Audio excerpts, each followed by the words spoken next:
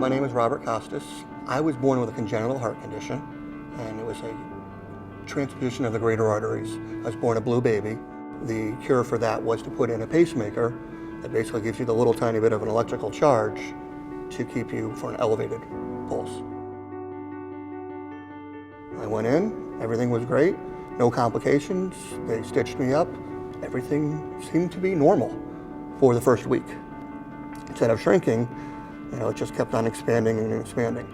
I went back to the hospital where all the surgery was done the following week. They did blood cultures they actually did like a swab on the scarred area, and they had me do regular blood work, and everything came back negative. Unfortunately, it never healed, and it kept on getting worse. Went back to the hospital. We did all kinds of tests again, blood cultures, the swabs, everything else, and everything comes back negative.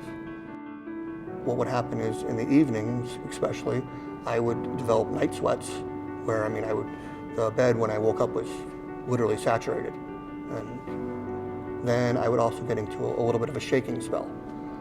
I had no idea what this was.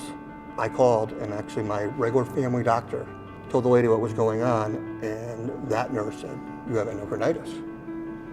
That's what you're describing to me without fault. She goes, "I want you to go to the hospital and get it taken care of."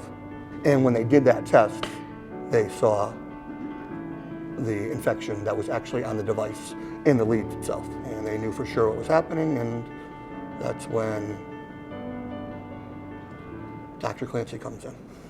So when I was first called to see Bob, and I first went to the chart and looked at the data, and then went to talk to him and saw his wound, I was actually astonished that the situation had gone on to this point. And I'm sure you were going through some scary thoughts, because despite them telling you everything seems okay, you were getting worse and worse.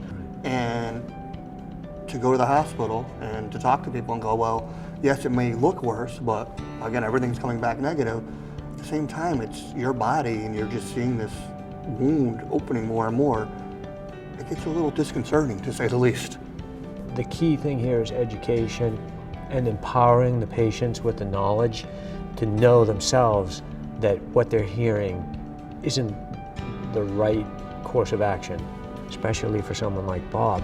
Bob is a congenital heart patient. He not only has leads in, but he has other hardware in from previous corrections of his heart. These are my symptoms. Please also listen to my symptoms and not just rely on a blood work.